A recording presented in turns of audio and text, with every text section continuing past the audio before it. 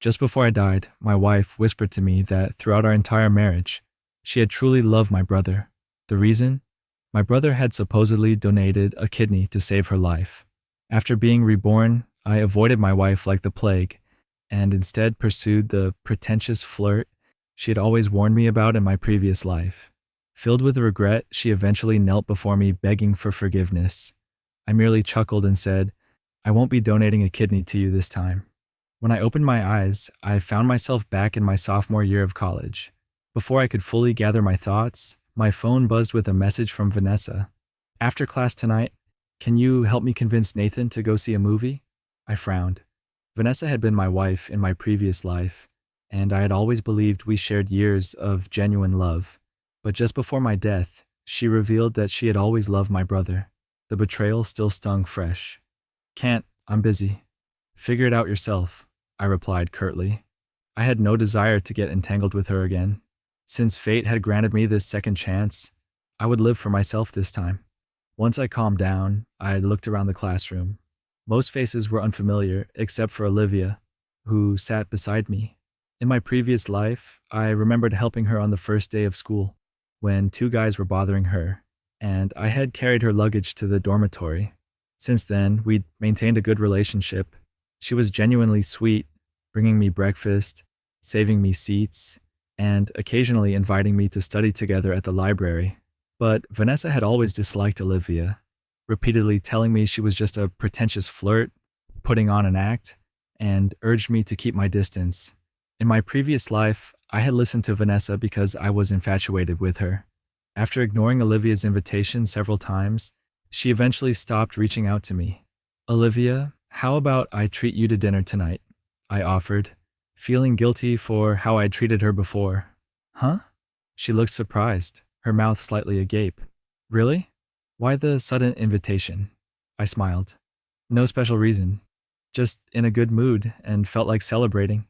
"Okay," she agreed, her face brightening with happiness, a slight blush coloring her cheeks. That evening, I took Olivia to a Thai restaurant near the university. While we ate, she asked, "Alex, are you planning to take the graduate entrance exam?"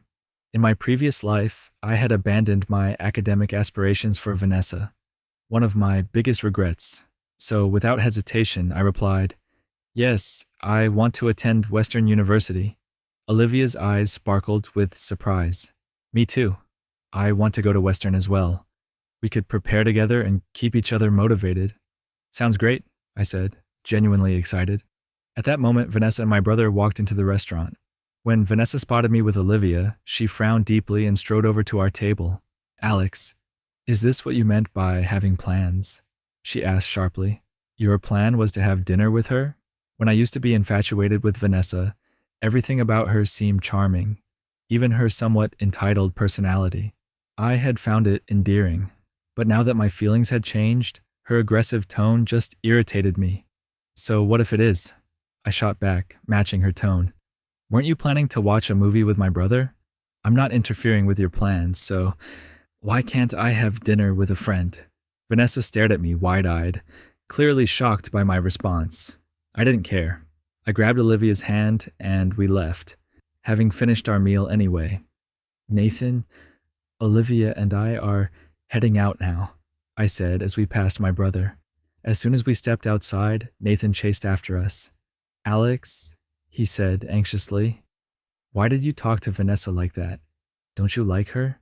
Go make things right." My brother was always the gentle type, constantly trying to play matchmaker between Vanessa and me. "Nathan," I said, meeting his gaze, "Vanessa has always liked you.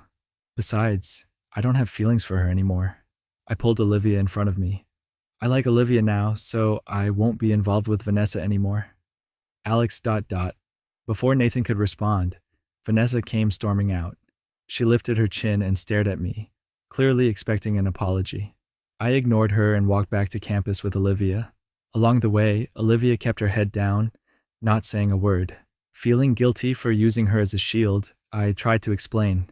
"Olivia, I'm sorry for putting you in that position earlier." She spoke slowly. "Alex, you said you don't like Vanessa anymore. Is that true?" "It's true," I nodded firmly. I will never have feelings for her again. The further I stay away from her, the better. Then she gathered her courage, lifted her head to look at me, her pale face turning red. Can I like you? I froze for a moment, looking at Olivia. She was very pretty, with a delicate, quiet beauty.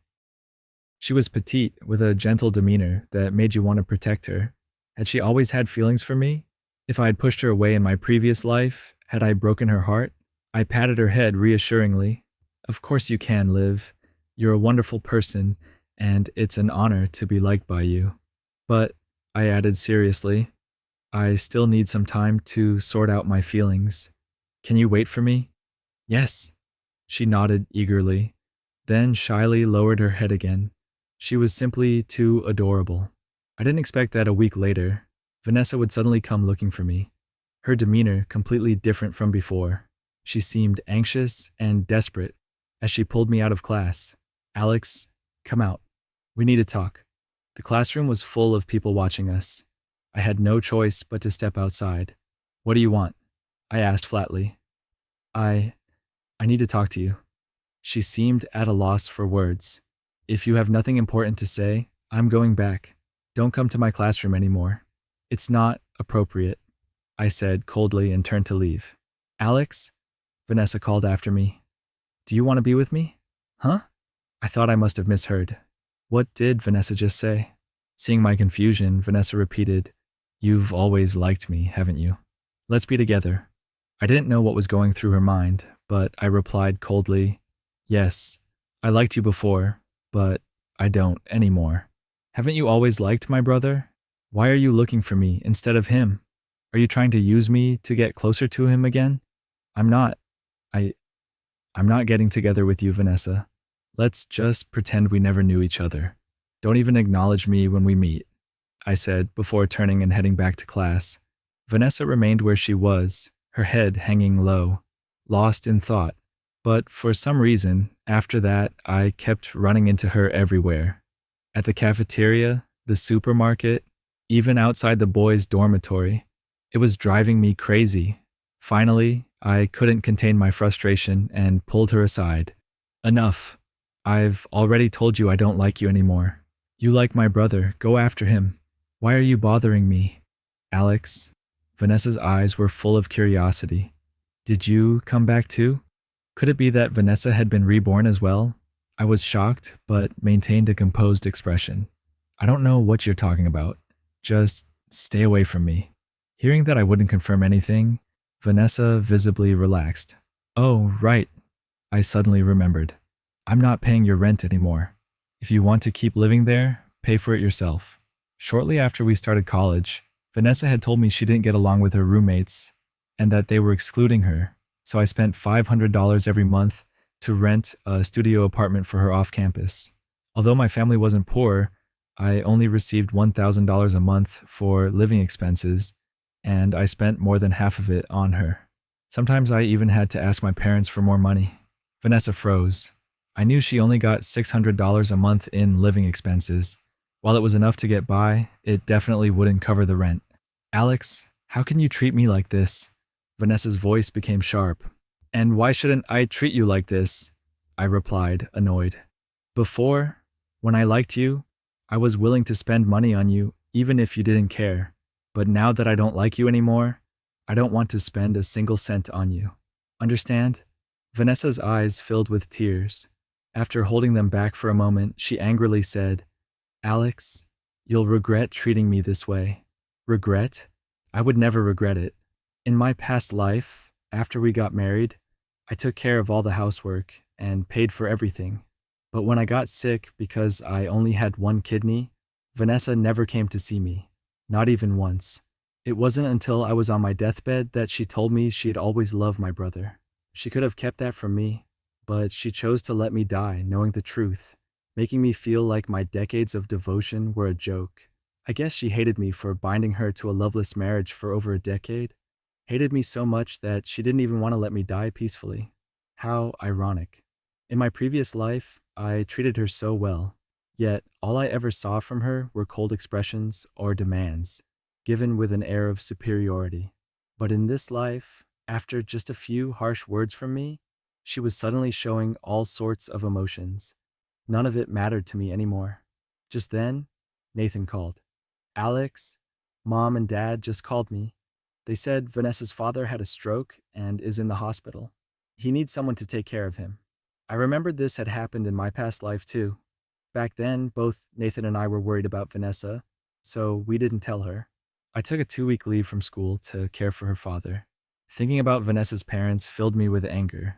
They always thought I was her doormat. No matter how well I treated them, they never showed me any respect. In my previous life, I spent a fortune on gifts for them during every holiday. Yet, they always complained the gifts weren't valuable enough. But all my money went to Vanessa. I wasn't wealthy. By middle age, I hadn't saved anything. And when I got sick, my parents had to pay my hospital bills. With that in mind, I replied clearly to Nathan, "If Vanessa's father is sick, let her mother call her. We don't need to concern ourselves with it." But, no buts, Nathan. I've told you I don't like her anymore.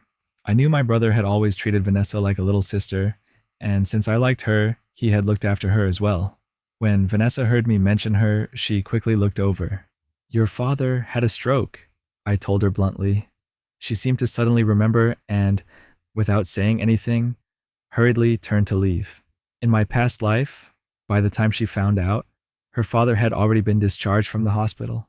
She suddenly stopped, turned back, and bit her lip before saying, "Alex, come home with me." "No," I refused firmly. Her eyes flashed with disappointment and confusion, but she turned and left. For the next 2 weeks, Vanessa didn't appear in my life. She only called once to borrow money, but I refused. I also called Nathan, telling him not to lend her money either. Nathan didn't understand why I had suddenly become so cold toward Vanessa, but he reluctantly agreed, as I was still his biological brother. During those 2 weeks, I was quite happy. I readjusted to university life and focused on my studies. I went out with Olivia again. We played an escape room game and watched a movie together. I was completely drawn in by Olivia's gentleness and inner strength. Finally, when Olivia gathered the courage to confess to me for the second time, I smiled and playfully tapped her nose. "Silly girl. Confessions are supposed to be made by the guy." She looked up at me stubbornly. I cleared my throat. "Miss Olivia, I like you. Would you be my girlfriend?" "Yes," she said, beaming with joy. I was just as happy. It turns out my affection wasn't worthless after all, and such a lovely person treasured it deeply. "Liv, thank you." Olivia tilted her head slightly, seemingly unsure of what I was thanking her for. "Thank you for liking me." I smiled gently at her. "I'll definitely treat you well." More than 2 weeks later, Vanessa reappeared, looking much more worn out. I ran into her in front of the girls' dormitory, and she rushed over to apologize. "Alex, I'm sorry. I now realize how much you've done for me." She looked exhausted, probably from taking care of her father. In my previous life, after I took care of her father until he was discharged, she had casually said, "Thanks." Even that had made me happy for half a day. Thinking back, I couldn't help but feel embarrassed for my former self. "I don't know what you're talking about," I replied coldly. At that moment, Olivia came down from the dormitory, all packed up and ready to go. Seeing Vanessa and me together, she seemed a little nervous. I smiled, took Olivia's hand, handed her a cup of milk tea, and walked past Vanessa without looking back. "Alex?" Vanessa suddenly yelled.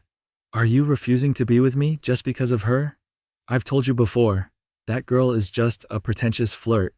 She shouted loudly, causing everyone around to stare and point. Olivia, flustered and angry, said, Why are you saying such things about me?" Vanessa sneered at her. "Isn't seducing someone else's boyfriend the definition of a pretentious flirt?" Her words left everyone around us stunned. "Vanessa!" I yelled, stepping in front of Olivia to shield her. "Since when was I your boyfriend? I don't like you. Can't you understand plain English? How dare you say that about my girlfriend?" "Alex, you're scolding me over that pretentious flirt?" Vanessa cried as she ran off. Olivia's eyes were red, but she held back her tears. Any person would feel hurt if insulted like that. If rumors spread, people would point fingers at her wherever she went. Everyone, I raised my voice, addressing the crowd still lingering. That girl you just saw is only a childhood friend. We grew up together, but there's nothing more between us. She likes my brother. I don't know what's gotten into her today, but I won't accept her slandering my girlfriend. I cupped my hands and gave a slight bow to the onlookers. I hope you won't spread rumors. Being with Olivia is my good fortune, and I don't want her hurt by any gossip. All right, man. With those words, I believe you're not the type of guy who would lead someone on, said another guy who was waiting for his girlfriend outside the dorm. Olivia tugged on my hand, lowering her head shyly under the gaze of the others. I thought this matter was over, but that very night, Vanessa posted on the university forum. She named Olivia from the class of 2023, accusing her of stealing someone else's boyfriend. She even uploaded several photos of us from when we were younger. In the photos, Nathan was cropped out, leaving just the two of us. There were pictures of us shopping, watching movies, eating out, and going to amusement parks. Anyone looking at them would assume we were a couple. Students, always eager for gossip, quickly blew up the post. In less than 2 hours, it became the top thread, filled with comments insulting Olivia and me. She's a pretentious flirt, right? Seducing someone else's boyfriend. Scumbag guy, shameless girl. Trash couples deserve each other. Olivia called me, nearly in tears. What do we do, Alex? Did you ever date her? Liv, don't worry. I comforted her gently. I've never dated Vanessa. Not before. And I won't in the future either. Do you trust me? If you do, leave this to me. I trust you. Olivia sniffled on the other end of the line. I hung up the phone, my expression colder than ice. Vanessa, I didn't want to have anything to do with you after being reborn. I was willing to let the past stay in the past. But since you keep provoking me and using such dirty tricks, don't blame me for being ruthless. I told Olivia to stay indoors for a couple of days and silently waited for the situation to escalate. Once the post had gained enough attention and comments, I took screenshots and saved them. Then I compiled all the original photos and edited a detailed account of my history with Vanessa from childhood.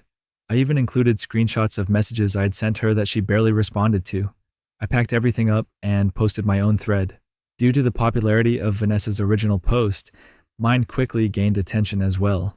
Wow, the tables have turned.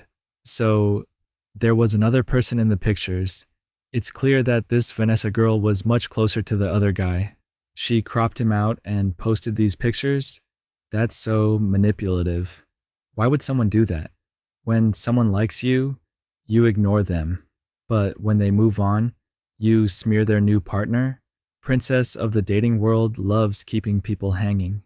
This is scary, classic competitive behavior. I apologize to Olivia. Yesterday, I spoke too harshly.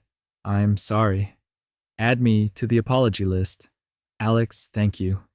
Olivia called to thank me again. Don't thank me yet, Liv, I said, sending her the screenshots. Call the police and report her for defamation. Huh? Isn't that a bit extreme? After all, she's your childhood friend. Olivia was surprised. Liv, I said seriously, I won't let her hurt you like this. Okay. Not long after, Vanessa was escorted out of class by police officers for questioning. When the three of us met at the police station, Vanessa finally realized what had happened. You called the police? She glared at Olivia. I was the one who reported you, Vanessa. You did something wrong. Did you really expect no one to fight back? I said sarcastically. Alex, you've changed, she mumbled. Miss Vanessa, the officer interrupted. Based on the evidence we've received, you are charged with defamation and causing social harm. Therefore, you will face the following penalties.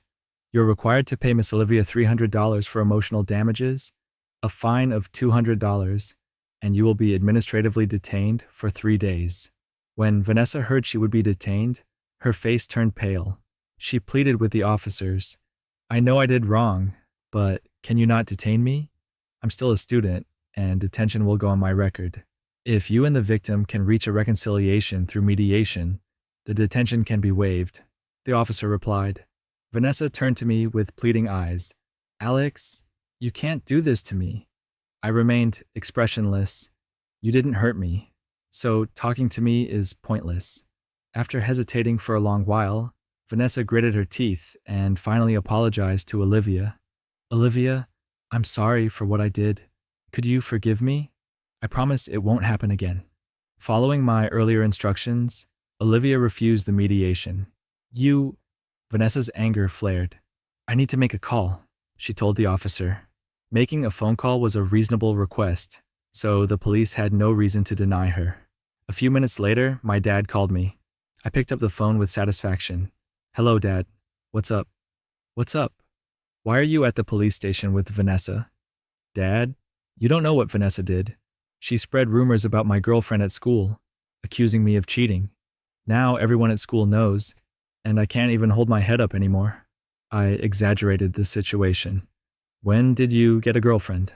Never mind, we'll talk about that later. Did things really get that bad? Yeah, my girlfriend and I don't even dare to leave the dorm. That girl. My dad grew angrier as he listened. Fine, sort it out quickly. Mr. Collins called me. We can't let Vanessa get detained by the police, but we'll cut ties with her family from now on. That was exactly what I wanted to hear. From the moment Vanessa started this drama, I knew that my family had to distance itself from hers, but I couldn't be the one to say it. It had to come from the older generation. In the end, I agreed to mediate, but demanded that Vanessa pay Olivia $1,500 in compensation and issue a public apology on the school forum and all her personal social media platforms. Vanessa's face turned ashen, but she agreed. As we were leaving, Vanessa grabbed my sleeve, asking to talk privately. I reassured Olivia and followed her. Alex, Vanessa began, I know you're only with her to get back at me, but this time I'm really upset. Break up with her now and I'll agree to be with you. Stop playing games. Didn't you always like my brother? I asked, puzzled. If Vanessa had also been reborn, shouldn't she be trying to get with Nathan instead of clinging to me? I. She stammered before raising her head abruptly. No. How do you know I liked your brother? I've never told you explicitly before, unless... Vanessa's eyes narrowed as she stepped closer. Unless you were also reborn. Is that it? Before I could respond, Vanessa muttered to herself, Yes, you must have been reborn too. Otherwise, you wouldn't be acting so differently this time. Then, that means... Her face suddenly turned pale as a realization hit her. That means... What I said. Yes, I was reborn, and much earlier than you, I replied with a mocking smile. I remember every word you said before I died. She staggered backward, trying to explain. Alex, I didn't mean to, so I won't cling to you anymore. And don't bother clinging to me either. Fate gave me another chance, and this time I'm going to find someone who truly loves me. I looked at her deeply and added, If you truly like my brother, go after him. I won't stop you. Rest assured. With that, I walked away, not looking back to see Vanessa standing there dazed and on the verge of collapse. For a while after that, I didn't see Vanessa. I even started to wonder if she had vanished altogether, until June 27th, just before summer break. I was pacing nervously in the classroom. Tomorrow, June 28th, was the day Nathan had died in a car accident in my previous life. I clenched my fists. This time, I wouldn't let it happen. At midnight on June 28th, I knocked on Nathan's dormitory door. He was a teacher at a nearby university, so he lived close by. Alex, what are you doing here so late? Nathan, don't ask why. I'm spending the whole day with you today. In the previous life, he had died in a car accident off campus, so I kept an eye on him all day, making sure he didn't leave the university. Finally, by 3 p.m., I breathed a sigh of relief. The time of the accident in the previous life had passed, and it seemed like I had averted the tragedy. Just as I relaxed my guard, a delivery scooter suddenly came speeding around the corner, heading straight for Nathan. There was no time to dodge. My mind went blank. Could fate really not be changed? Gritting my teeth, I quickly lunged forward, kicking off the ground to push Nathan out of the way. At the same time, another figure moved in sync with me, and the three of us tumbled to the ground. Nathan hit a rock hard as he fell. Ah! Nathan groaned in pain, clutching his leg. Nathan! I cried, feeling a wave of frustration. Nathan! I turned and saw that the person who had fallen with us was Vanessa. It had only been a month since I last saw her, but she looked like she had aged 10 years, and she seemed to have lost a lot of weight. I had no time to deal with her. Grabbing my phone, I dialed for an ambulance. Nathan was already sweating from the pain. I regretted it so much. Nathan had insisted on going out to teach, and I had thought it would be fine as long as he didn't leave the campus. If I had known, I would have made sure he didn't even leave his dorm room. The ambulance arrived quickly, and Vanessa followed us to the hospital. She clung to Nathan's shirt the entire time, muttering under her breath, "It can't be. It can't be. In this life, I didn't take your kidney. You won't die." Kidney? I suddenly remembered. In the previous life, about half a month after Nathan's accident, my dad had called me to tell me that Vanessa had been diagnosed with kidney failure and needed a transplant. I hadn't consulted anyone then. I had quietly been tested and found I was a match. I had thought it was fate's way of telling me to save her. In this life, I hadn't donated my kidney. Was Vanessa now like this because she had been undergoing dialysis all this time? We soon arrived at the hospital. Fortunately, Nathan remained conscious. After a thorough examination, I let out a sigh of relief. He had a fractured shin and several bruises, but no life-threatening injuries. He was soon hooked up to a pain relief drip, and as he opened his eyes, he said weakly, "Thank you, Alex. I owe you my life." "It's nothing, Nathan. I had a dream a couple of nights ago about you being in a car accident, and I couldn't shake the unease. That's why I've been sticking by you. It seems like it was a prophetic dream," I joked, using it as an excuse. Vanessa sat on a bench nearby, staring blankly at Nathan's medical report. Nathan, She shakily reached out. "Nathan, why do you only have one kidney?" "I didn't take your kidney. How can you still have only one?" Hearing this, I too grabbed Nathan's medical report. Did he really have only one kidney? "I was born with one kidney smaller than the other," Nathan explained weakly. "As I grew, the smaller one atrophied, but the remaining kidney is healthy. It doesn't affect my body much." Vanessa stared blankly at the both of us. Slowly, she crouched down, hugging herself, and began to sob quietly. Her sobs grew louder and louder until she was wailing uncontrollably. I watched coldly while Nathan, confused and unsure what was going on, tried to console her. "Vanessa, what's wrong?" "I'm fine, really. It's just a fracture. I'll heal." Nathan assumed she was crying out of concern for him, not knowing that I had told him in the past that Vanessa liked him.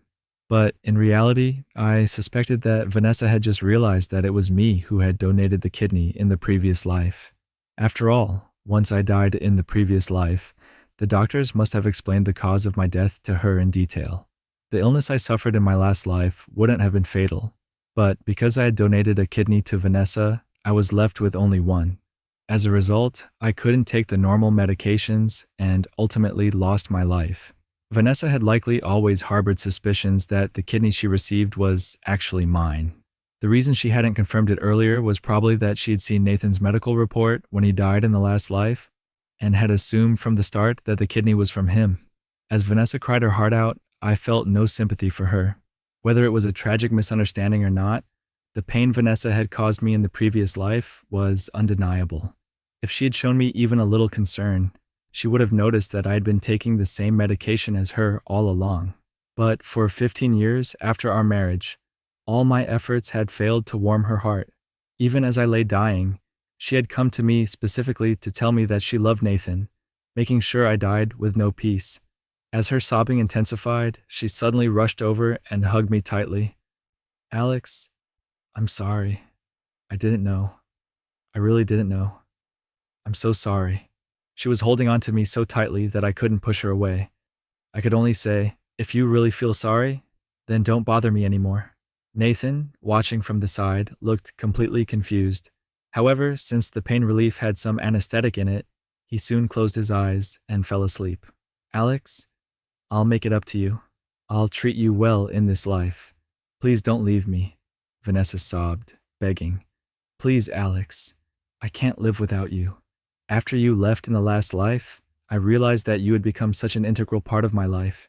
You had rooted yourself deeply in every aspect of my existence. I no longer woke up to find breakfast ready. There were no more freshly washed fruits in the fridge. My clothes didn't magically become clean and return to my wardrobe. And the trash at the door stayed there even after opening it multiple times. Vanessa buried her head deeply into my chest, clutching my shirt, and said in a muffled voice, "Alex, I never knew the mortgage and car payments were so much every month. I didn't know the car needed maintenance. I didn't know how to pay the utilities. I can't live without you, Alex." I finally managed to pry her off of me, brushing off my shirt with disdain. "You didn't know? There's a lot you don't know. You never put any thought into me. You just saw me as a fool who gave you free money and did all the work. Nathan is resting right now. Please leave and stop disturbing him," I said coldly, making it clear she wasn't welcome. When she refused to leave, I grabbed her arm and dragged her out of the room, shutting and locking the door behind her. It wasn't until a long while later that I finally heard her footsteps leaving. I stayed with Nathan for 2 days, and soon after my parents rushed over because his leg fracture was quite serious and needed surgery. For the next couple of weeks, my parents and I took turns caring for Nathan. During that time, Olivia visited a few times, bringing flowers and homemade soup. My parents and Nathan were very pleased with Olivia. She was the complete opposite of Vanessa. Vanessa had a bright, flamboyant appearance and a bold personality, often dressing provocatively, whereas Olivia had a delicate, gentle beauty and always dressed modestly. On the last day of Nathan's hospital stay, Vanessa's parents suddenly showed up. I was pushing Nathan in a wheelchair when her parents rushed over and knelt in front of me. "Alex, please save Vanessa," they cried, and they even kowtowed to me. My parents were shocked, quickly helping Vanessa's parents up from the ground. "What's going on, Mr. Collins? Why are you and your wife doing this?" my dad asked, holding onto Vanessa's father to stop him from kneeling again. Vanessa's mother was in tears. Vanessa has end-stage acute kidney failure. She's not going to make it." "What?" My dad's eyes widened in shock. "How did this happen? If there's anything we can do to help, we will." My head throbbed. I knew my dad's soft heart would melt upon hearing how serious Vanessa's condition was, and he would forget about all the past grievances. "Mr. Jackson, Vanessa said Alex's tissue type matches hers. Could Alex donate a kidney to Vanessa?" her father pleaded. "What?" My dad was dumbfounded. How could Alex and Vanessa have a matching type? He turned to me and asked, "Did you get tested?" I let out a mocking laugh. Vanessa, who had seemed so remorseful a few days ago, was now sending her parents to ask for my kidney. Clearly, she feared I wouldn't volunteer to donate like in the past. "I didn't get tested," I said casually, "but I do know that my tissue type matches Vanessa's. But," I added with a smirk, "I'm not willing to give Vanessa a kidney." Vanessa's father grew agitated. "Alex, you can't be so selfish. You'd only be losing a kidney, but Vanessa is losing her life." I glanced at him indifferently. What does her life have to do with me? I didn't make her sick. Vanessa's mother, tears streaming down her face, grabbed my arm desperately. "Alex, please. I know you've always cared for Vanessa. If you donate your kidney, we'll make sure she treats you right. We'll even support your marriage." "Support my marriage?" I scoffed, shaking her off. "You mean you'll demand a house, a car, and a hefty dowry like you did in my past life? Vanessa isn't healthy, so you think it's reasonable to ask for more, right?" My mother, who had been silent, stepped forward, her voice trembling with anger. "How dare you? You're asking my son to give up a kidney, and then you have the nerve to demand material things. You've always treated Alex like he was beneath you, and now you're begging him to save your daughter? Get out." Vanessa's father, red-faced, tried one last time. "Alex, you've chased Vanessa your whole life. Donating a kidney would be your chance to prove your love. Don't you want that?" I laughed bitterly. "Prove my love? I spent decades in my past life proving it, and all I got was betrayal. I'm done being your daughter's doormat. Find someone else to exploit." My father, who had been holding back, finally exploded. "Mr. Collins, Mrs. Collins, enough. After all these years, I thought we were friends. But you've shown your true colors. Alex owes you nothing. Leave and don't come near my family again. Vanessa's mother lunged forward, grabbing my leg. Alex, you can't let Vanessa die. You have to help her. Let go, I said icily. Or I'll call security. She hesitated, then released me, sobbing as her husband pulled her away. I pushed Nathan's wheelchair out of the hospital, my parents trailing behind. As we left, I felt a weight lift off my shoulders. For the first time, I was truly free from Vanessa's shadow. After the summer break, Olivia and I began our junior year of college. We secured internships at companies in the same business district and rented a small apartment together. Our days were filled with work, studying for the graduate entrance exams, and supporting each other's dreams. Unlike my past life, where I had tethered myself to Vanessa's whims, I was now building a future I could be proud of. Olivia was my rock. Her quiet strength and unwavering kindness grounded me. We'd quiz each other late into the night, laughing over cups of coffee, and plan our future at Western University. I realized how much I'd missed by pushing her away in my previous life. She wasn't just a partner. She was my equal, someone who valued me for who I was, not what I could provide. Meanwhile, I heard whispers about Vanessa. She had taken a leave of absence from school, reportedly to focus on her health. Rumor had it her parents were scrambling to find a kidney donor, even selling assets to cover medical costs. I felt a pang of pity, but it was fleeting. Vanessa had made her choices, and I had made mine. One evening, as Olivia and I were walking home from a study session, Vanessa appeared out of nowhere. She looked frail, her once vibrant features dulled by illness. Her eyes, however, burned with a mix of desperation and determination. Alex, she said weakly, stepping into our path. I need to talk to you. Alone. Olivia tensed beside me, but I squeezed her hand reassuringly. Whatever you have to say, you can say it in front of Olivia. Vanessa's gaze flickered to Olivia, then back to me. Please, Alex, I'm begging you. I know I don't deserve it, but I'm dying. I need your help. I sighed, feeling the familiar tug of guilt, but refusing to let it take hold. Vanessa, I've said it before. I'm not donating a kidney. You need to find another donor. I wish you well, but my life is with Olivia now. Her face crumpled and she sank to her knees, tears streaming down her cheeks. I was wrong, Alex. I didn't realize how much you meant to me until it was too late. I thought Nathan was my savior, but it was you all along. Please, give me a chance to make things right.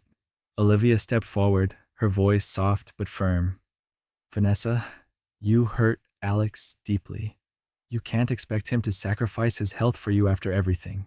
You need to respect his decision and move on. Vanessa looked up at Olivia, her expression a mix of resentment and resignation. After a long silence, she nodded slowly and struggled to her feet. I understand, she whispered. I'm sorry, Alex, for everything. As she walked away, her figure disappearing into the evening dusk, I felt a sense of closure. Vanessa's regret couldn't undo the past, but it no longer had power over me. In December 2021, I heard through mutual acquaintances that Vanessa's parents had found a kidney donor after mortgaging their home and exhausting their savings. The transplant was successful, but Vanessa's health remained fragile due to the delayed treatment. She withdrew from college permanently and moved back to her hometown to recover. I didn't dwell on her fate. My focus was on the future. Olivia and I threw ourselves into our exam preparations, testing each other relentlessly. When the exam day arrived in January 2022, we walked into the testing center together, nervous but confident. Afterward, we didn't dissect our performance. Instead, we took a week off and embarked on a road trip, exploring coastal towns, hiking trails, and quiet forests. Holding Olivia's hand as we watched the sunset over the ocean, I felt a peace I had never known in my past life. On the day the exam results were released, I logged into the portal with trembling fingers. Olivia sat beside me, her hand resting on mine. I clicked, check results.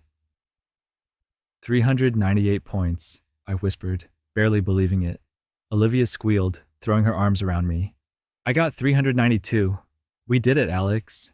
My parents, who were visiting, erupted in cheers.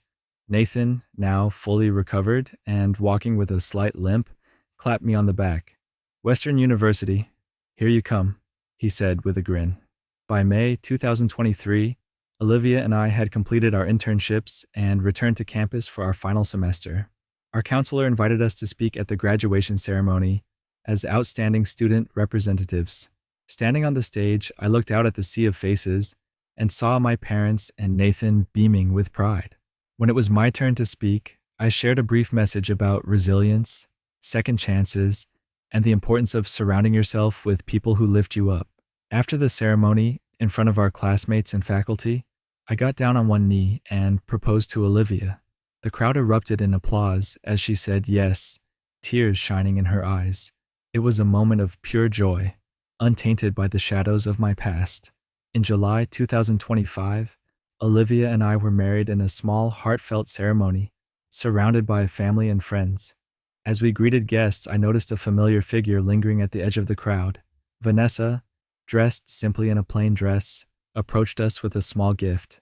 "Congratulations," she said softly, handing me a card.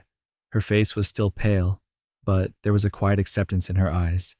"I'm happy for you, Alex. Truly." I nodded, feeling no anger, only detachment. "Thank you, Vanessa. I hope you find peace." She smiled faintly and turned to leave. Olivia squeezed my hand, and I turned to her, my heart swelling. "You okay?" she asked. "Never better," I replied, pulling her close. "You're my second chance, Liv. My everything." As we danced under the stars, I realized that fate had not only given me a new life, but had taught me the value of my own worth. With Olivia by my side, I had found the love I deserved, a love built on mutual respect, trust, and joy. Epilogue. Years later, Olivia and I settled in a vibrant city near Western University, where we pursued our graduate studies and built careers we were proud of. Nathan visited often, always bringing stories and laughter.